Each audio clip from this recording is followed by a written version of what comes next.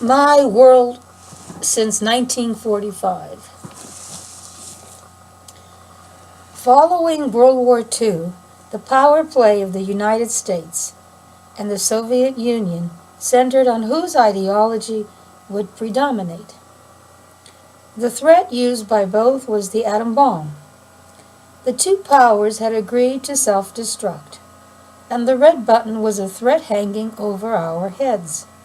But that did not deter the ensuing battles fought in Korea, Vietnam, the Middle East, and Afghanistan. And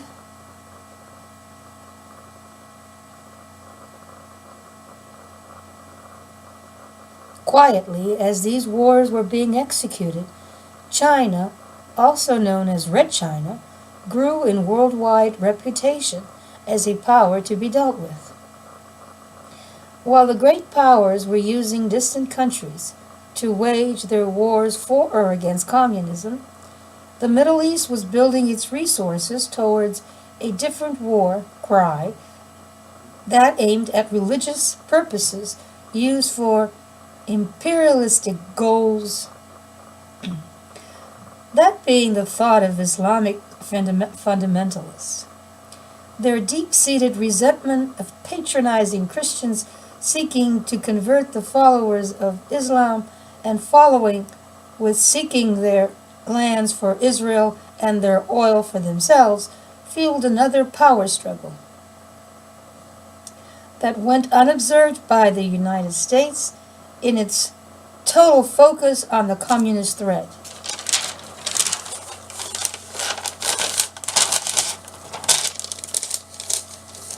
Civil wars and conflicts are growing, and over half the population of the earth lives in squalor, while the rest live with modern conveniences and plenty. Our age of space technology and medical miracles has not prevented wars or stopped the spread of poverty. Where do these two dangerous conditions, war and poverty, stem from? Students need to find answers to the question, and this book, A History of the World Since 1945, according to me, was written to help them in their search for an answer. Chapter 1. The world has always known war and tribal feuding, but the 20th century military arms has made war frighteningly deadly. The death and destruction of World War II ended because of a weapon of unprecedented mass destruction. From the ruins of the atomic bomb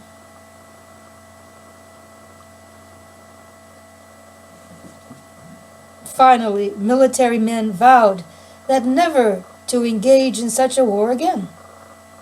But while the smoke of World War II was still in their nose, the victorious countries, the United States and Britain, began a war of words that jeopardized the peace they had fought so hard to get with the Soviet Union. The antagonism between them turned into a political war. The Cold War became a battle between West and East.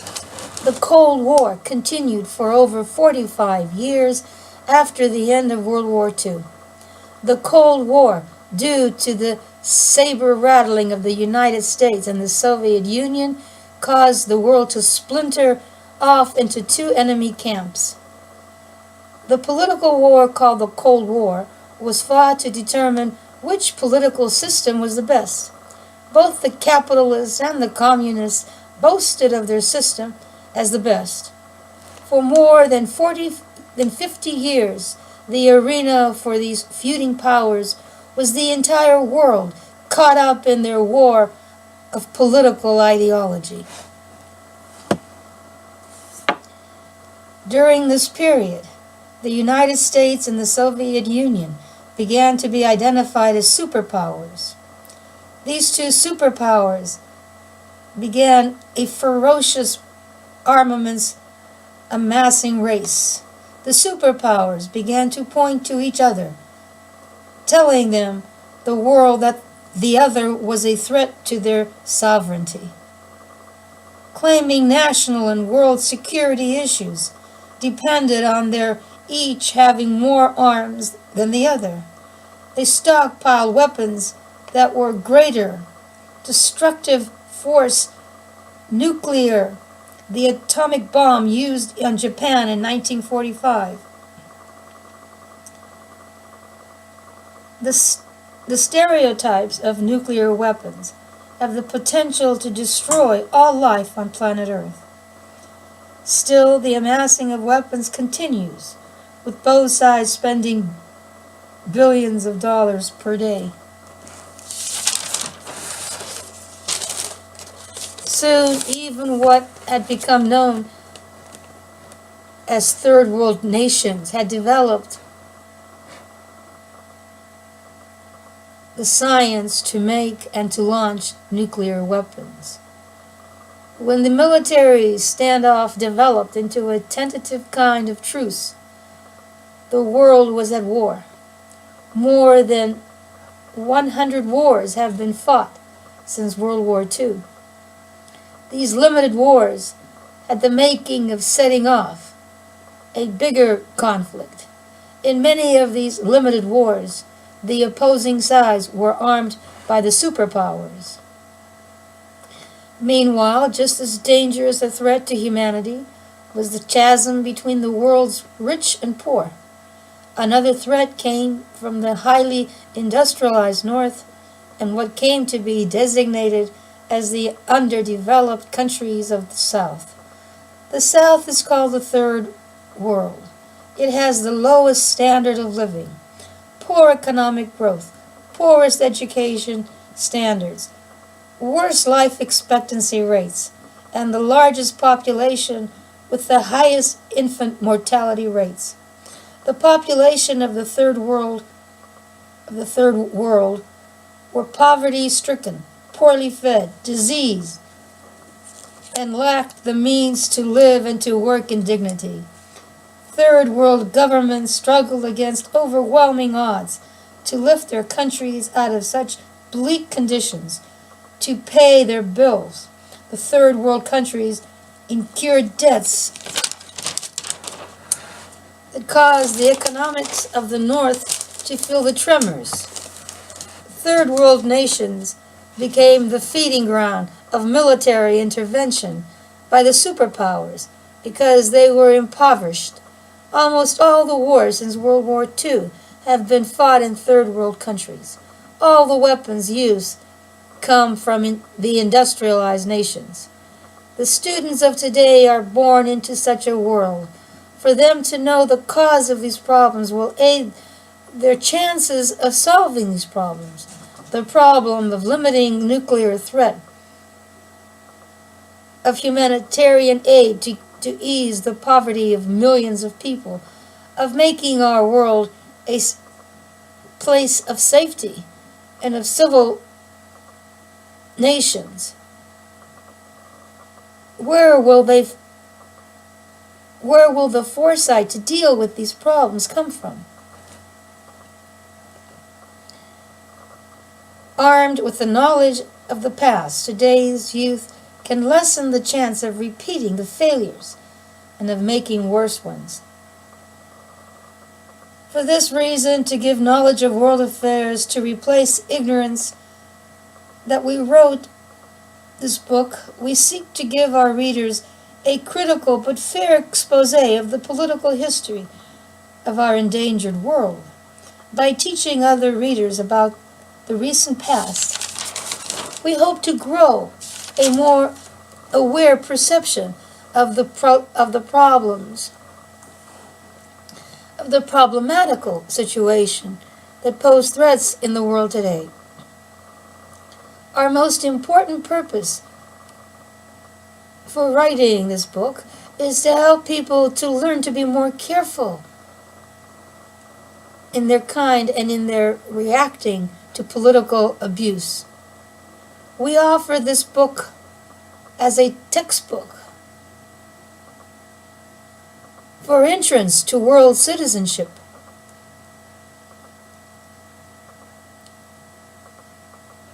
A beginner's textbook. Our emphasis is mainly with political history.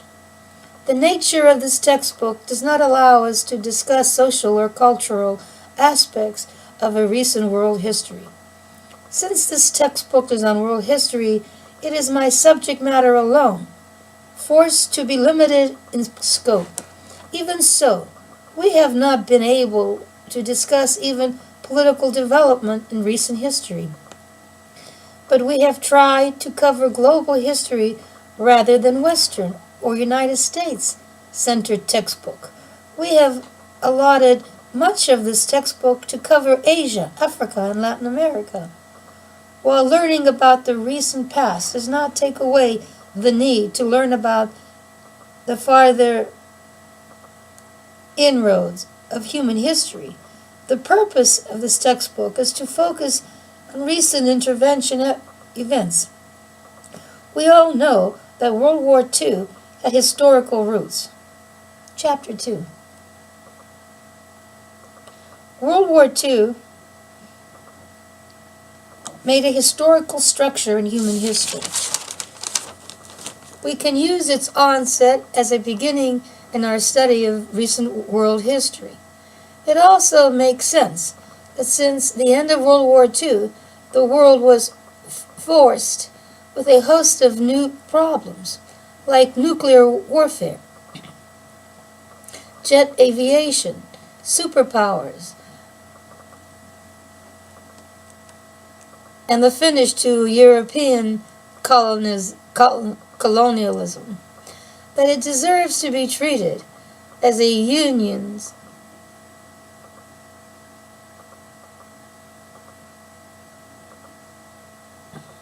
historical era, as a unique historical era. Other topics are also forced in this textbook, focused, like the Arab-Israeli conflict and the Chinese Revolution. We focus on the post-war period, but we have had to trace their historical roots. The textbook outlines 7 main results of World War II. These massive consequences are major themes of this textbook. The first consequence of World War II was the end of the European era. World War II was fought in Europe. When the war ended, Europe was in shambles. The complete ending to the German war machine left a void in Central Europe. That void was filled by the winners of World War II. The second consequence of the end of World War II was the rise of the United States to superpower status. There was no denying that the United States had thrown off its earlier history of isolationism and had taken on a leadership role to get an end to the war. The United States came out of World War II as a recognized global military and economic leader. The third consequence of World War II was the emergence of the Soviet Union as a superpower. Although it had been severely damaged by its war efforts, it managed to extend its control in Eastern Europe and had a major influence in world affairs. The fourth consequence of World War II was the threat posed by the Cold War. The deepening antagonism between the two superpowers created a global, psychologically divisive conflict. The fifth consequence of the World War II was the rise of materialism and seeking independence by countries in Asia and in Africa. The roots of these struggles for independence had been traced to pre-World War II. However, it was not until after the war that nationalistic movements in Asia and in Africa became strong enough to win independence. The seventh consequence of World War II was the creation of the United Nations to replace the failure of the League of Nations. Part 1 of this textbook is titled The Origin of the Cold War. The global happenings at the end of World War II are analyzed in the causes and growth of the Cold War. The Cold War affected the development of Europe and of Asia. Part of the textbook is titled Nationalism and the End of Colonialism.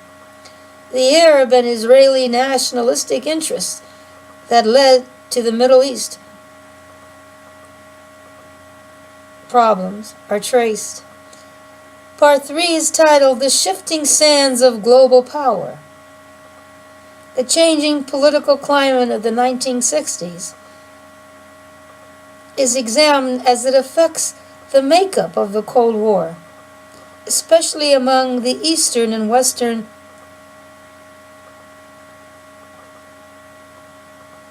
powers. The Sino-Soviet split and the resulting multipolarity that replaced the bipolar conflicts of the Cold War. The Vietnamese War is one of these multipolaristics that is covered.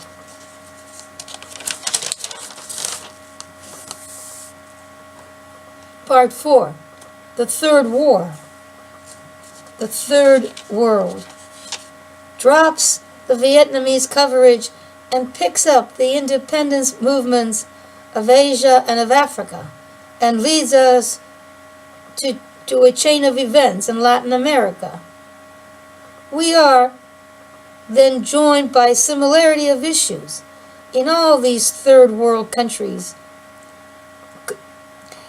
The rising debt, the issue of apartheid in South Africa, the financial success of some Asian nations, and the revolution in the Philippines. Part 5, the end of the post-war era, analyzes global developments in the 1980s, the rise of Japan and the European community as financial superpowers provide a new element to international relations. The Cold War is coming to an end, and planet solidarity rises while the Soviet Union invades Afghanistan. These events signified changes in the Soviet Union and in Eastern Europe, which led to the end of the Cold War. However, the international community is then challenged with militant Islam and the revolution in Iran, and spread to the entire Arab world. My book on world history is partly to compensate for one of my significant personal effects. When I first began as a student at the university, at Youngstown State University in Youngstown, Ohio, I had a professor in history, Professor Beelan, and one of his exams had questions on the back and on the front. I had answered all the questions on the front perfectly. He gave me a C. He said I didn't look at the back. Towards history. This is one way of compensating for that lemon. I hope you enjoy it.